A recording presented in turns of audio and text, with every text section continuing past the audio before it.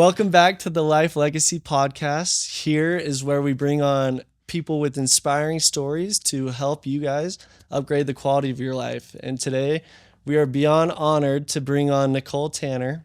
She's the founder of Swig. And how many locations are you guys at? Isn't it like 75? 83. Close. You were so close. 83. Good job. 83. Yeah, they're Isn't that moving crazy? faster than the temple work. I can't. Yeah, there you go. I can't keep up either. I'm like, what number are we on again? Yeah. So crazy. And so we're excited to dive into, how you got started. One of the most motivating women in Utah for sure. Aw, that's kind. Thank you. And so everyone knows you as the founder of Swig. Yeah, or the Swig lady. The Swig lady. Mama. Swig queen. Yeah. How would your friends describe you? I think they've described me as a true friend that listens and loves and lifts. I hope that's how they would describe me. That I'm a little bit maybe forgetful, a little bit late to a lot of things, but love to laugh, love to just spend time together and chat or go for a walk or a hike. I like it. The first time I met Nicole, it was at a Savory Fund event, which we'll talk a little bit more about that. But my brothers and I were involved in the Savory Fund, which Swig has done phenomenal. They were heaven sent. That was a prayer answered to partner with them. Yeah. And as I went up to go talk to her, she's got 30 people around her just ready. And she is that person that brings the light to the room where, you bring enjoyment. And it's very obvious. And then just from our conversation prior, I can tell you actually care and listen. Oh, So I do. People, it's either that or they get thirsty when they see me. Either one. those are the two They're choices. like, why am I salivating? I need a Diet Coke. Yeah. Oh, so let's hit right there real quick. What's the go-to drink? So my drink, it started off with the love of a good Diet Coke. That's how it all started. My drink I get every single day, and you think I would try anything and everything, and I do try them all, but every single day I get a Founder, which I don't need a drink named after me. We started that when we started Save the Cups. I do not need a drink named after me 10 years after we started, but it is my drink, and it's a Diet Coke with sugar-free coconut flavoring, fresh lime, and coconut cream. That's what I get every day. Okay. So I need one right now, actually. it's about time we It's get about a Founder. that time of day. Yeah. Well, let's jump a little bit back to, let's help everyone get to know who you are. Yeah. So tell us about your roots. Where did you grow up? What did growing up look like in your world? I had an amazing childhood. I didn't appreciate it, of course, then, but I grew up in beautiful Teton Valley, Idaho. Victor, Idaho is where I'm from. The secret's out. A lot of people know where Teton Valley, Idaho is now because it's close to Jackson Hole. But I grew up on a farm, dairy farm. My dad also grew wheat, potatoes, barley, and he was also a seminary teacher. And so he was my seminary teacher, which is pretty cool to say your dad was your seminary teacher. But I grew up on a farm. So it was, his family of 8 children. I was 5 of 8. And we were his workers. We were his farm workers, which helped me to know how to, you don't quit till the job's done. And it was sun up to sundown. Those cows need milked morning and night. But it was an amazing place to grow up. I, again, didn't realize how lucky I am. And to be in front of the Tetons, the beautiful Tetons, day in, day out, it was amazing. And it was a quiet life. So, you're working hard, but it was a quiet life. My graduating class, small town, was 56 people. Oh my gosh. So super small. Yeah. I knew everyone. Just a really great place to grow up. In high school, if you tried out for something, you made the team, right? Because everybody did. But I played basketball, girls basketball. I was a cheerleader for 4 years, drill team for 4 years, softball. Just very active. Had a great life. Yeah. Well, that's amazing. So you come from, did you say 56? 56 kids in my graduating class. Oh. Yeah. And I feel like people that maybe like homeschooled or come from a smaller place like that, I feel like communication skills could maybe lack even, but that is not the case here. No, no, Were you, no. I think it's just also my parents. My dad was definitely, we call him the mayor. Anytime, he just passed away 4 months ago, but anytime. sorry to hear that. Thank you. He was such a rock for me as well, my biggest cheerleader. But he was almost 87 years old, so lived an amazing life. But we call him the mayor of the room. He'd walk into any room and he would have to go and meet everybody. If you didn't know him, he'd make friends with them. He was like a President Monson. We're like, we can't go anywhere and get out of there on time because he wanted to talk with everyone. So I think it's how I grew up, of just like helping people made to be special. I learned that from my dad and my mom. But Yeah, tell us about your mom. my mom was just this more quiet, on the quiet side, but I mean, she had 8 children and lived on a farm where she was getting them to, head out there and milk the cows and make sure that they were doing all the things. But she also was a school teacher before she started having kids. And after she got her youngest to preschool age, she had her last 2 kids at 39 and 41. Like, wow. Yeah. And they were 2 tail enders. They were 18 months apart, my 2 brothers, and they about did her under. But she went back to renew her teaching certificate, opened up her own little preschool there in Victor, Idaho, and then became an elementary school teacher. So she was a little entrepreneur as well, but very kind. I don't think I ever heard her raise her voice. Just a very kind, amazing woman, and blessed to have her been. She passed away of Parkinson's in 2017. So, Well, sorry for the passing. That's never easy, no matter what stage of life. It isn't, for sure. I'm familiar with death. Unfortunately, I've learned that life does exist after this, and it is hard when we lose them. But I've lost a brother 12 years ago in a car accident, my oldest, and then my sister passed away from ALS a year after my mom passed in 2018. Wow. So I'm very familiar with it. But then most recently, a granddaughter that was 18 months old passed away in her sleep in November. Gosh.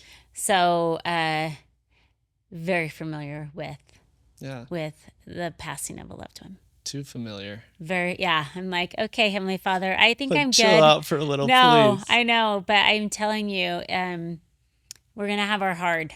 We're going to have our hard in life. And it's, what do you do with that hard? Where do you reach? And I reach to Him, because sometimes that's all you got. So, yeah. What does that reach mean to you? What does it do? It strengthens you, because there's moments where you're just barely breathing, right? And so, but that reaching is where you're realizing where your strength comes from, and it stretches you. I wouldn't be the person I am today without the struggles that I've been through. So I'm grateful for the reaching that I've had to do. I would probably just stay comfy, where I'm at. But those struggles that I've been through made me, almost forced me to reach even more to Him and to anchor more to Him. I grew up in the church and strong testimony, but the hard times are when you have to dig deep of like, okay, I really desperately need you right now, because none of this makes sense. And in those moments, was there any specific times where you felt Him comfort you? Oh yeah. Very much so. Yeah, very much so. I have had moments where I didn't know what to do, where to go, and prayed for direct guidance of like, you've got to help me know what my next step is. And I've received some pretty direct confirmations of, I've got you. I'm here for you. And now I've kind of turned my prayers into, I know you've got me. I know you know where I'm going. So I'm yours. I will go and do whatever you need me to do, because I see you, and I see you show up in my life. I think when we can recognize His hands in our life, the easier those challenges will be, because we know He's got us. It may look differently than we think, but we know that He's right there. And so listening to when He speaks to me, and then doing it, but just trusting Him. It's that trust. It's that reaching for Him, knowing He's got me, and then following Him and paths that may be different than we thought, but we're okay because he's my anchor. He's got us. He does. Yeah. It's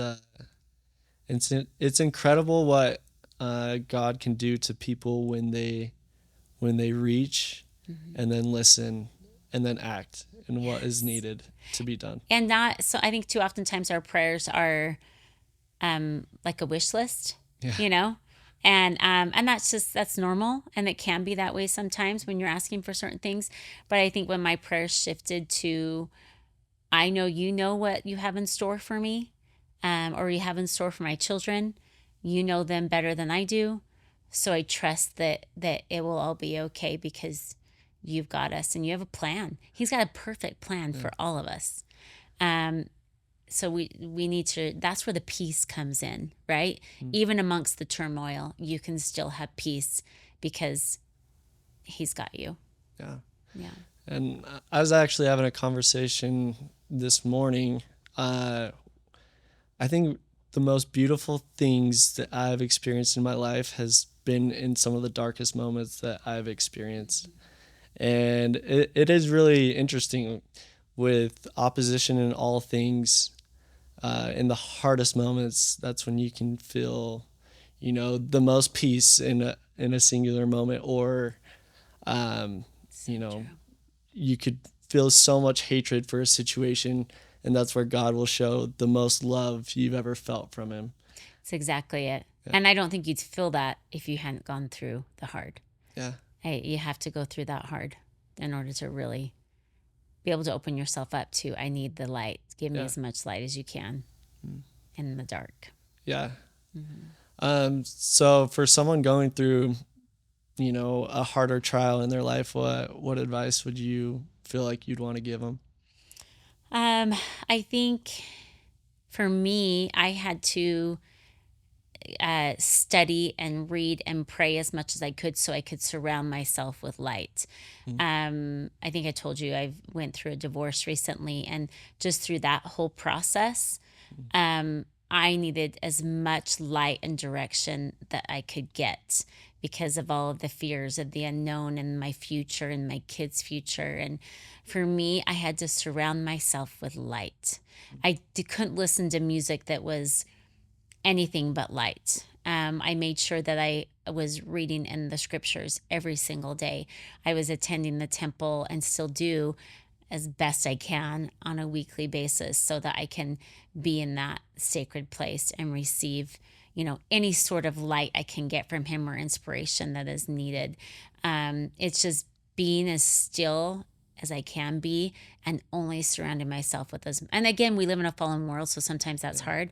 I would go on, I call it my inspiration hill, but it's a hill down in St. George that I still go onto every day. That's almost like a sacred place for me. Other people, I've taken my girls and they're like, there's nothing really special about this. But it was my inspiration rock during the years of the divorce and all. And honestly, after losing my grandchild, I do it at least once a week, and it's only like a 3-mile loop, but I get up on top and there's a rock up there, and it's my prayer rock. Like it is where I literally connect to him. And I think find the places for you that are your prayer rocks and your safe places, and where you can be still and feel him and listen.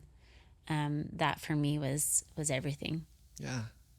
It's so interesting that we're diving so different than the route that I was expecting today, but well, you didn't know this side of Nicole Tanner. Yeah. And I think it's beautiful. Like this is, it's good to see like the foundation of people, and like anyone that's reached high success. Like I feel like there's always a darker time in the hero's journey, which makes your path even more beautiful, right? Yeah. Everybody has a story, right? Yeah. Everyone has something Yeah. they're going through. So as you were saying that, I was thinking about when I was 9, I remember my parents set us all down, and they let us know that they were getting a divorce. And at the time my dad built like his dream house, and so from the exterior, perspective that people probably had is like, oh, they kind of have the dream life right now. Yeah. And it was like, you're building the coolest dynasty ever. And then on the inside, there's some turmoil that you have to go through. And so it's, I think that lesson taught me so much that I'll never judge anyone, and nothing, nothing is as it seems in almost any aspect.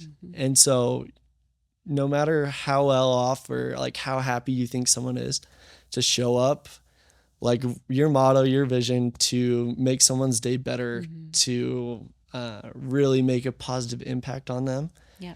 It's, for me, it's where the fulfillment of life is. Absolutely. And when, we're all going through our hard things, and through my hard, and everyone has hard, I tried to get outside of myself as well and go serve. Honestly, that's where I was like, okay, I just need a break from like all the things. I'm going to go find someone to serve, or I'm going to go into the Swig locations and work the line with my team, because, I'm doing what I love, and they're making drinks and serving our customers. And Swig was kind of a saving grace through that time period of like, I'm going to go with Swig. I'm going to go work the line with my team and kind of forget about some of the other stuff, but go serve. Yeah. And like from a child's perspective of that, my mom is a surgical nurse, and she helps run a humanitarian organization that helps people in Guatemala and Honduras. And I've been able to go help in some of those surgeries, which I'm very unqualified to do any of that stuff. But it has given me so much more perspective to serve people, especially in a third world country, where I just, whenever I'm going through any hardship, I think of that person that had a deathly illness that walked 2 days to come be with us. And there's just ways to make your problems, you can realize that they're not as big as what some of the world's dealing with. Absolutely. We're so blessed here. We are literally so blessed here. And because we're so blessed, we need to give back. 100%. Yeah. And you're a great example of that. And before we go into the philanthropy of what you guys have been doing, I bet everyone wants to know, the foundation of Swig. And, at 39, what does that conversation look like? Tell us the story. Yeah. I'd go to Sonic all of the time to get my Diet Coke with lime and my drink fix for the day. And they have the good pebble ice, which is the best, the crunchy ice, and then the foam cup that would keep your drink cold longer. But oftentimes the wait was long because they were making and prepping food inside. And sometimes the drink was so-so, like the cup would even smell like onions or be greasy. And then I kind of felt like a number in their drive-through line. Like I was coming on a very regular basis, and I felt like I didn't matter to them. Like, they didn't know my name or my drink or whatever. And I'm like, I think there's a better way to be getting my drink fixed. And if I wasn't going through a drive-through line, Sonic or McDonald's, it was walking into a gas station and 5 kids, and they were between the ages of like 5 and 15 at that point. And so that means getting all the kids out and going in. So you just didn't really do it very often. So I knew there was a better way to get that fixed and to make people feel special in that drive-through line and that connection with people. So didn't see anybody out there doing it. And so, created it and opened the doors April 2nd, 2010, right there in good old St. George, Utah, by Dixie College, now Utah Tech, and found this old beat up building that was 700 square feet that had been a skate ramp park at one time, a U-Haul rental place. It had been deserted for several years. It needed a lot of TLC. Cheapest rent for years. So cheap where we got that. I think the gentleman, he was 87 at the time. He's since passed, and I think he thought we were crazy, but he's like, all right, let's give him a shot. It was open the doors on the wing and a prayer. Like everyone sells drinks. Everyone sells fountain drinks. So I knew it had to be different. And that was the whole point of it, of like, there could be a better experience of getting that drink fixed in a fast moving line with a superior product with amazing connective customer service, of seeing those people where they are, greeting them at their car. We'll always take your order person to person. So you're kind of in their bubble, right? But you're asking them their name, you're asking how their day is going, and let's get you a great beverage, for the road. But it is turned into that Swig experience for people that I always hoped it would be. And the best part of their day, we call it happiness in a cup. It really is. It's really cool to see that people feel the same way that I hoped that they would coming through the Swig line. And so for business owners, there's so many things that we can focus on. Yeah, it's been a journey. Yeah. I feel like you've built a culture and a community that people have tried to tap into, figure out how to do forever, Yeah. but you guys have excelled really well. What do you think that takes for a normal company that does customer service? Like what are little things that they could do to improve? Yeah, I think culture is everything in a business and a brand. For us it is.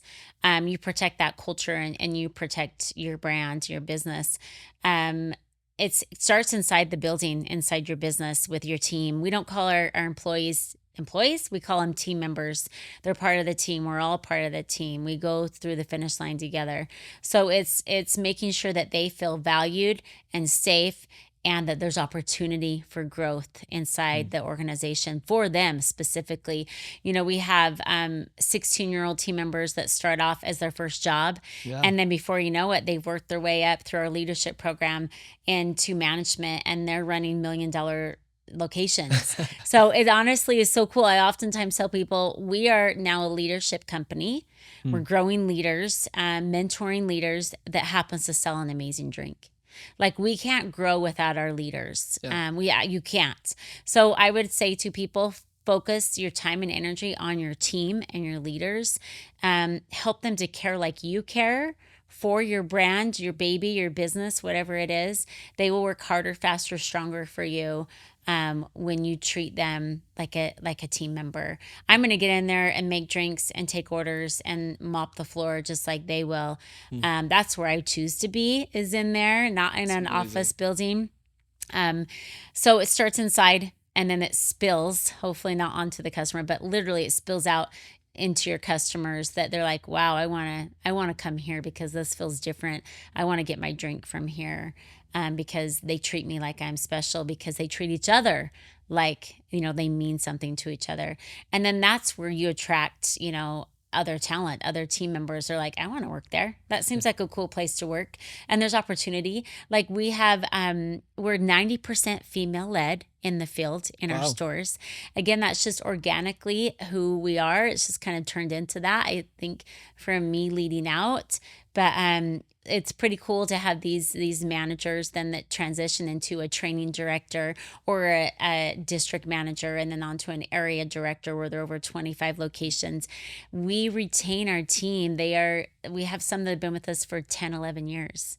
So, and in this industry, that doesn't happen in the food and beverage. It just doesn't. So culture is everything to us. Yeah. And so I like what you've done with, like, we're not just like your drink company. We're going to build you into the greatest leaders of the future, right? Yeah. So where did you learn leadership? How did that get attained? Because you went from, raising 5 kids, which you're a leader in your house. That's so true. Absolutely. And then moving forward, where you have 2,000 plus employees right now. Yeah. That's a It's crazy. Luckily, it's slow and steady and not all at once, right? And you build it slow and steady. But I think it comes from growing up with such great parents that were leading out in all the ways when I was growing up and watching them. But I think it's also surrounding yourself with amazing leaders as well. So I have amazing team around me that knows how to build those teams and culturally, and protects that.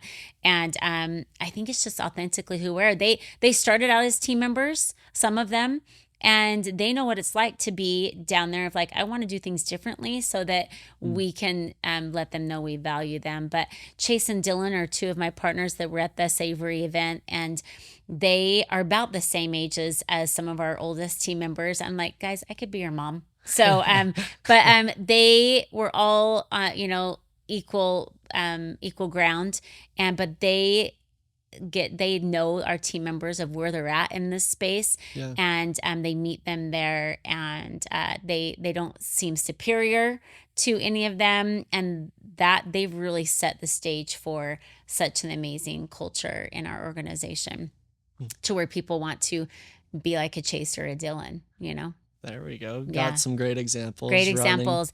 I don't go anywhere without my team. Like, honestly, I would still be one location. So you have to surround yourself with the best people. And we all go together arm in arm. So take us from, you're getting started. I feel like a lot of new entrepreneurs have so much fear of like the unknown, what the heck is going to happen. What was that like in your mind when you're like, okay, I want to do this, and then, pushing yourself to where you're investing the money, where you're all in?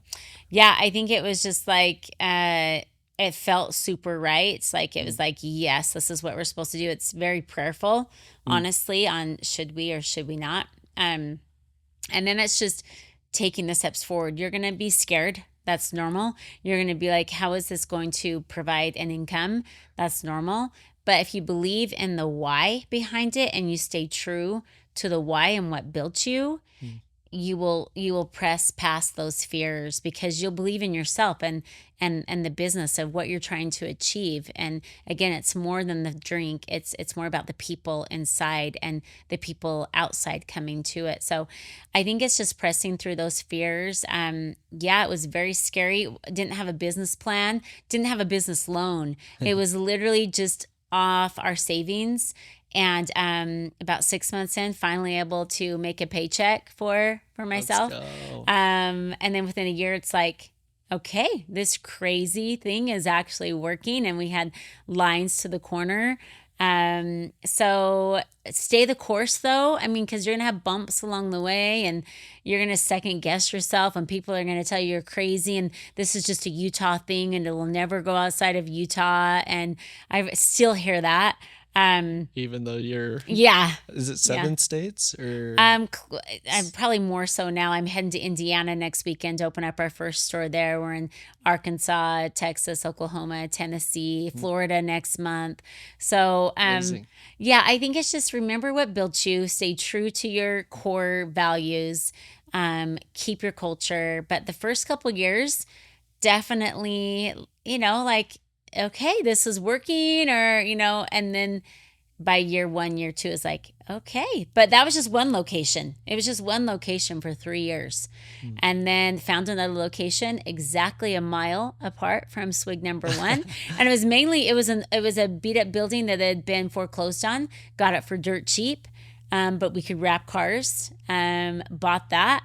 Opened it up exactly 3 years later from store number 1. Wow. We got some publicity from Channel 2 News in Salt Lake City that we were the top place to hit for Spring Breakers in 2013. And they came down and did a live news segment. I didn't even know they were coming, but it was like tried to fix myself up, and it was my first interview.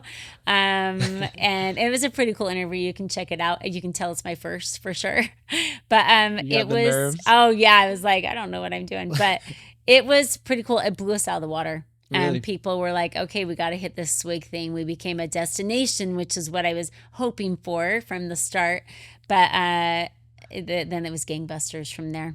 So the wild Spring Breakers in St. George. In St. George. Had to get their drinking Swig. Right. I love that. So fun. Yeah. You hit on something that I think is so crucial. It's talked about a fair amount, but it still doesn't hit people deep enough, about the why. And for me, I think if you understand the how, then your why is probably not big enough. And once you get definitive why. And I think there can be some pivotal things along the way, of course. Yeah.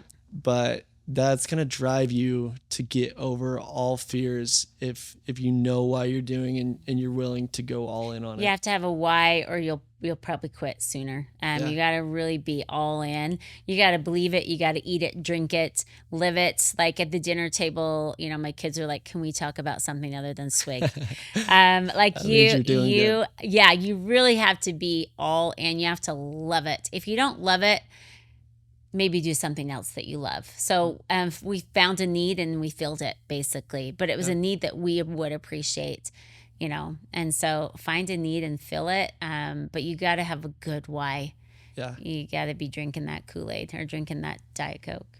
So drinking your Diet Swig. Coke, that founder drink. Yeah, yeah. What's it been like having, you know, the success of Swig?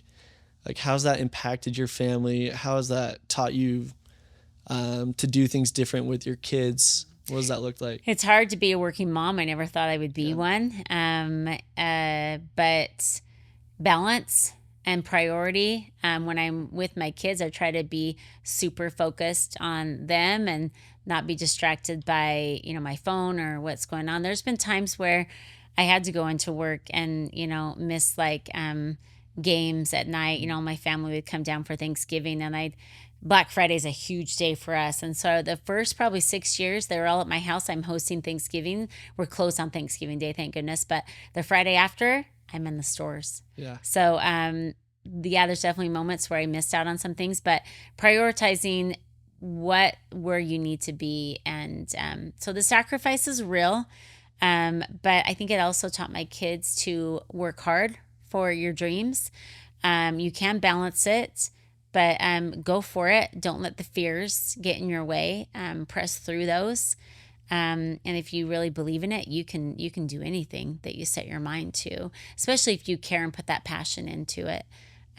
You can achieve it. So I think it's taught them, I hope it's taught them to work hard and live out your dreams. But I also saw that from my own parents, right? Yeah. But now I have two of my kids. One is starting his own carpet cleaning business as we speak. And What's the it other called? one, Let's shout them out. yeah, it's called Cleaner. Like you want your carpets to be cleaner. So, and like they have a really great system of cleaning to where your carpets don't stay wet very long. But yeah, great. They're, I think, following in their mom's footsteps. And then Sydney, who you know, played pickleball with, she is an esthetician and just opened up her own salon. So as scary as it is for me, Serene Skin, by the way, is the name of her salon, Serene Skin. Her middle name is Serene. But it's scary. And when they told me they wanted to do that, I was like, oh, I know what that goes into that. But I'm like, well, of course they want to do something like that. So I'm going to support them in that. And, you know, give them love and support them all the way. So Just a bunch of bosses. That's awesome. Just trying to make a difference out there, right? Helping people. Yeah. So, what was it? I just had a question for you. Dave. Shoot, it'll come back. With all the sacrifices, what makes it worth it? You know, I think it's helping people to feel a part of something. There's a lot of youth and people out there that are lost and don't have hope and don't have purpose. And it's helping them to feel a part of a team. One of our best team members, she's actually close to my age. She lost her husband in a helicopter crash. And this was early, like 2012, 13, when she lost him. She came to us. Her daughter worked for us down in St. George. And we were opening up our dyno location like a year after that. And she came to interview for the management position. And the minute I sat down with her, I'm like, oh, she's a boss. She's a baller. I'm like, she knows how to run a team. I'm like, we'd be so blessed to have her. And so I hired her on the spot. She wanted to do that. I'm like, sweet, you know, because normally they're like between the ages of 18 and 23, but she's has so much experience. I'm like, oh, yes. And so I remember the first week she was training at our Boulevard location in St. George, and I went in there. I'm like, how are you feeling? And she's like, my feet hurt, my back hurt. She has a smile as she's saying this. She's like, but I've never been happier. And with tears rolling down her face, she's like, you gave me my purpose back in my life. Wow. And I'm then crying and I'm like, okay, this is more than a job. This is more than a brand. This is more than a business. This is about helping people in the journey of life. And it's helping them to have purpose. It's helping to make their day better as they come through the Swig line and get their drink and feeling a part of something special. It's leadership that, graduate at 18, are running a store, and then they want to go open a store in Texas, so they get to move to Dallas. So it's creating opportunities like that. Just helping people in this life. That's what it's about, is connection to people and helping them along the way, connecting with people. That's what it's about for me, is connecting with people and lifting and helping them realize how special they are. Wow, that's amazing. That's got to feel so fulfilling when someone talks about what you've created is now help them to have purpose again in their life. It's surreal. Yeah. It's so surreal, and it's nothing that I intentionally sought for. It just has happened because of we stayed true to who we are and the why behind it and the culture. And then it just organically flows from there. And there's 100 other stories like the one I just told you. I sat down we opened a store in Houston a couple months ago, and we took them all to dinner, and I sat at the table and I'm like, okay, tell me your Swig story. And I started that with just two of them that I hadn't really hung out with at the Swig story, their own personal Swig story. And then it just started going around the table, and we're all in tears at the end from just the struggles that they've been through and how Swig was like their lifeline and like their safe place and their family. And I'm like, how am I so lucky and so blessed that I get to be a part of this and helping to create that for them. It's not me, it's our team. It's God's. I think I said to you when we started, like, this is his business. It's not mine. It is all his. I don't know why it's done when it's done. I'm just blessed to be a part of it, and will continue to move it in the direction that he wants it to go. Yeah. I always talk about God as if he's the ultimate board advisor. That He's open to talk with you at any time you want to listen. So true. And things do happen. Just it's really cool to see God's hand, not only in like the church aspect of your life or whatever, but in all aspects. God wants you to succeed. And when you believe enough, he'll show you, and he'll spread your seed, for whatever you need. Let's talk about Save the Cups. What's the backstory with that? Yeah, so before Swig began, I was 37 years old, the 5 kids already, and was running with one of my good friends in St. George, and she just got a mammogram. And she was a few years older than me. And I said, and she had breast cancer history in her family, and she was a nurse. I said, when do you think I should get a mammogram? I'm 37 and I don't have insurance or any symptoms at this point or any family history. She's like, I think everybody should get a mammogram at the age of 35, every woman, because then you get a baseline of what your healthy breast tissue looks like. So when you go in at 40, you see if anything's changed, because 40 is the date that insurance will cover a mammogram. So until then, they won't cover it because they don't think there's a need for it yet. So I said, okay, that's great, but then dismissed it because I have no symptoms and no insurance. And honestly, we were in between jobs. So why would I go spend the money on that? Well, we would run a couple times a week, and she asked me over a month's time, 4 more times. And I was like, okay, as any good friend would say to another, if you'll get off my back, I'll make that appointment, And so I called my OB, and I said, I would like to schedule a mammogram. And they said, well, why are you getting a mammogram? Do you have any signs or symptoms? I'm like, no. And they're like, okay. And I said, yeah, I just feel like I should. So they said, okay, we'll refer you to the radiology department. Same question there. Why are you getting a mammogram? I stayed the course, and I just said, I just feel like I should. I felt really dumb. But again, I like to tell women, don't doubt yourself. If you feel like you should do something, do it. Stay the course. 2 months later was my mammogram. It snowed in St. George. And how often does it snow in St. George? Never. Rare. And I get a phone call in the morning from the radiologist tech, and she says, I'm trying to head north to beat the storm. Can we reschedule you? And then she says, and can I ask you, why are you getting this mammogram? And I'm thinking, why am I getting this mammogram? This woman needs to get on the road. Why am I doing this? And I about said, yes, let's reschedule, knowing I probably would never do it. And something inside of me said, you need to go. And so I said, if you'll wait for me, I'll be there. I can be there in 20 minutes. And she paused. I'll wait for you. So I got in my car, drove out. It was in Hurricane. Drove out there, did the mammogram, and I was like, okay, big check, like done. Don't have to worry about that. An hour later, phone call. We see something suspicious. We need you in there tomorrow into the hospital for an ultrasound. And my heart sunk. And I was like, Yeah, what goes through your mind right now? so many things, so many emotions of like, are you even kidding me right now? Like, is this real? But then also gratitude that I stayed the course, knowing that I almost didn't do it. Yeah. And so they did the ultrasound. And so let me go back to that thought then. Gratitude. And then I felt seen by my Heavenly Father. Like I was like, he knows me. He's aware of me. And I listened. And I didn't doubt my fears of like, or my doubts of like, you don't need to go in and do that. That's dumb.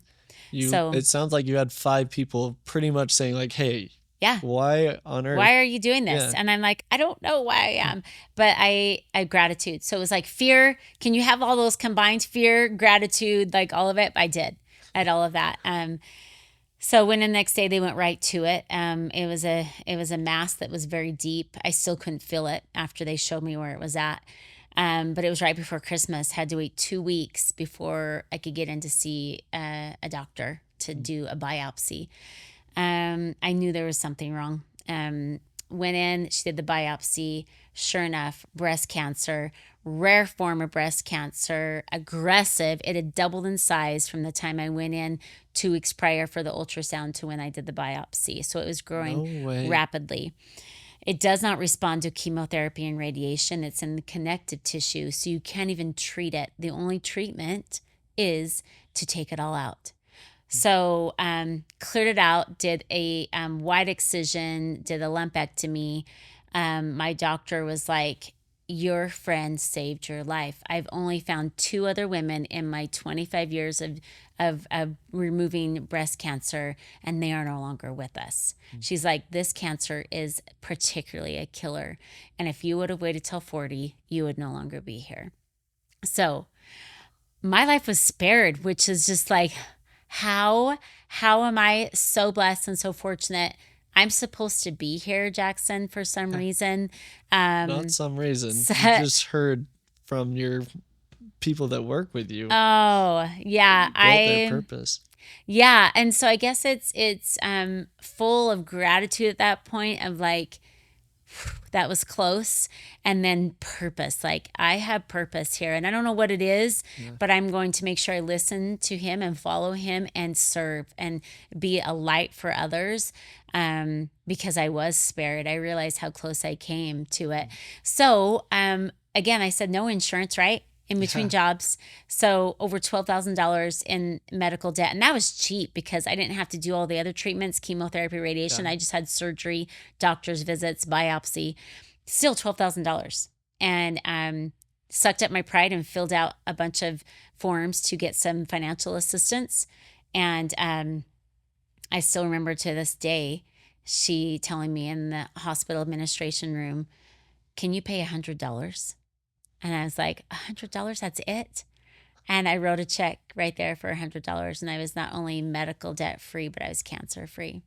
So started Swig a year later, gave me renewed life of like, go out and live your dreams. Not that owning a soda shop was my dream, but go out and do what you want to do. And so then 10 years later, you're just kind of grinding it out in the business. You're just trying to do all the things. I'm a busy mom of 5. I wasn't thinking about really my cancer journey because I didn't have chemotherapy and radiation. I almost had like that imposter syndrome of like, did I really have cancer? Like, I know quick. I did, but mine was so quick and then gone. So I didn't really talk about it a ton. And then I was just super busy building the business and kids. And so 2020 hits, and my business partner, Dylan, he's like, let's give back. This was through the summer and everybody is just struggling big time, during that summer of 2020. And we were one of the very fortunate food and beverage that were thriving, not just surviving, because we had a drive-through. Yeah. Yeah, we were essential. So we were thriving. And so he's like, let's give back to people that are having a really tough time, but let's give back in the same way that you were given to, 11 years prior. So we find women with breast cancer fighting the fight. They're sick. They're losing their hair. They are losing their jobs. They are losing their homes. Like breast cancer and any cancer, financial burden is huge, huge, hundreds and thousands of dollars. So we go in and help out the way that I was helped, and we lift some of that financial medical debt weight off of their shoulders and give them they can sigh some relief, because when you're fighting for your life with cancer, you're focused on like your kids, you dying and your kids being left without a mom, or being so sick and nauseous, or just everything, anything and everything, your job, everything. And so you're not really paying attention to the bills that are just like piling. You see them, but you don't have the energy to pay attention to them. And so we go in and lift that. And I can't even tell you how amazingly blessed I am as I get to be the one that delivers that good news and that check to them at their front doors. I show up like Publishers Clearinghouse style and surprise them and cue the tears. Like it is literally, it's full circle for me. And I don't know why I'm so blessed that I get to give back in that way, and that I have a business that can do that. And I shouldn't say it is not it's a we. Like I'm not out there raising that money. It is a team, and it's our customers. Our customers show up in such a big way. Last October, we raised $312,000. So we've raised almost $1 million to date. We've helped over 50 women lift that medical debt, and we've lost some along the way. Some have passed just weeks after the delivery of the check. Last year, it was a 37-year-old woman that 5 kids and her husband's just surrounding her, and I'm kneeling in front of her, and she's on hospice, and I can tell she's close, and she's just smiling. She doesn't really know what's going on, and gave them $25,000 to lift his load so he can continue to be that dad. And it's just heavy, but yet like that is what we're here for. Yeah. And sometimes I even go, was Swig made for Save the Cups? Like, I don't know what the reason is, but I'm loving all of it. And to be a part of that, like God is so good. He's so good. He's such a great orchestrator. Like, I don't know, but he really knows how to just go, I've got this. And so that's why when things in my life are hard or not going the way that I think they should, who am I to say? Like he's got us. He's going to make it even better than we ever imagined. And I've seen that with this Swig journey. I never thought we would be 83 locations with 150 by next year, like across the nation. Never. But here we are. I never thought we'd have Save the Cups, but here we are. So trust in him. Like he'll make it beautiful. It may be different and bumpy along the way, but he's there for the whole ride. Yeah, I don't even need to add anything to that. That's so well said. And so powerful to see what God can do with people when they're open to it. Before we wrap everything up, I'm curious, what is the before that actually, like what are you excited about for the future of Swig? So many things, right? It's exciting for me to see these franchisees, which are our partners, when they win, we win, but to see them as they open their doors day one of their first location, and to see their eyes light up as they see 100 cars in line for their grand opening. And they're like, it actually works. Like you build it and they will come. Like it is so full circle moment for me, to see in their eyes how I felt, 14 years prior, that excitement and that thrill. So that's super exciting as we really press the gas on these franchise units. We've sold almost 400 units to date, and we're just getting started opening them. So I'm excited for that. And Yeah, that's huge. hard work, though, to make sure that that culture stays strong from good old St. George to, Nashville, Tennessee or Florida. So there's some hard work in that, but we've built an amazing team and continue to build it to support them. So excited for that to spread the Swig love to the world, to the nation to start. So I'm excited for that growth.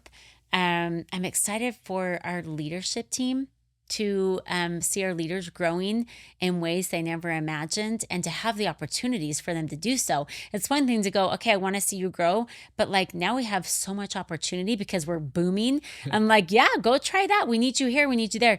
That's super exciting to have people so excited to grow within Swig and to be attracting talent from really all over. You can get anyone now. I mean, who would have thought? Who would have thought? So that's really cool. And then of course, Save the Cups. Yeah. Like that to me is it's like another baby. Swig is my 6th baby and Save the Cups is my 7th. But to see Save the Cups grow and to really have people catch on to that and really want to help women fighting the fight and really lift like that. I think we're just getting started in that journey. And so I'm excited for that too.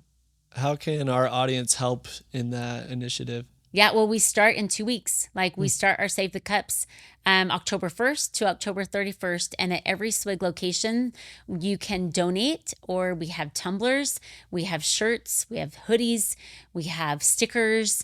We have so many ways you can help. And all of our locations will be asking for it because it's our biggest push of the whole year.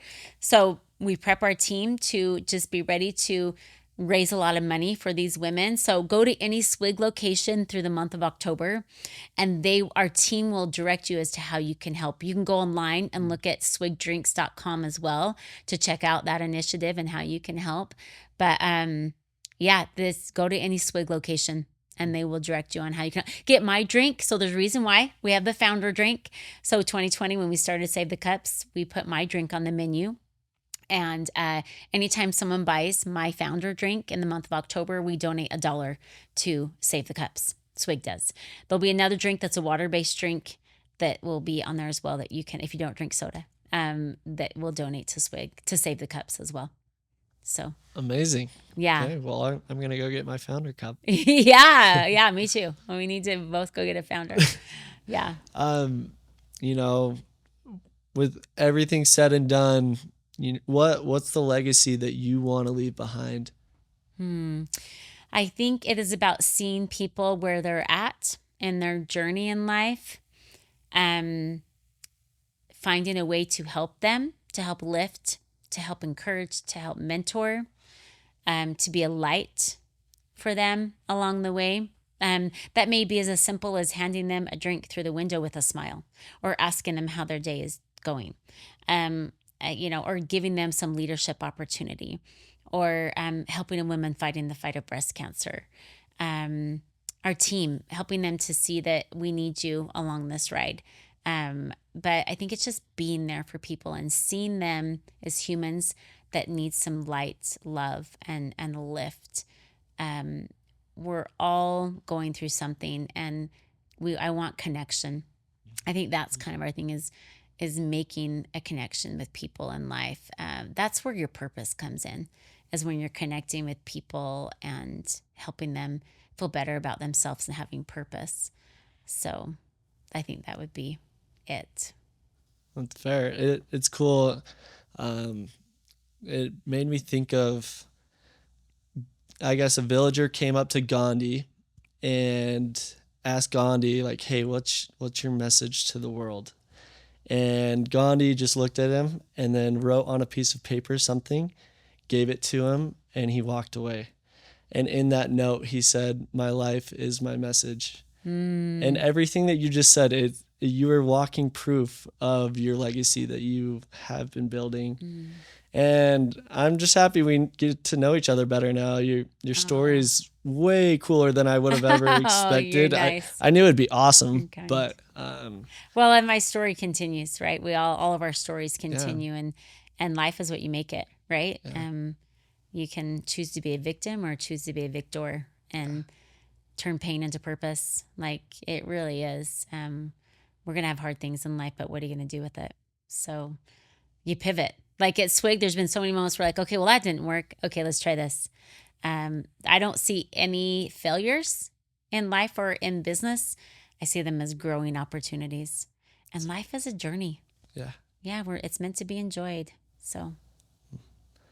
Well, I know you have commitments, and so I want to respect your time, but it has been a complete pleasure to have you on the Life Legacy Same. podcast. Thank you for having me. I love that life legacy. Like that is, we're all leaving the legacy through our life, what we do. Yeah. Love that. Good for you. Well, thank you. And for the audience, know that there's nothing but pure love, and thank you for all your support and being a part of our journey. And if there's ever anything that we can do to serve and help you in your world, please reach out. And with all that, much love. And that is a podcast.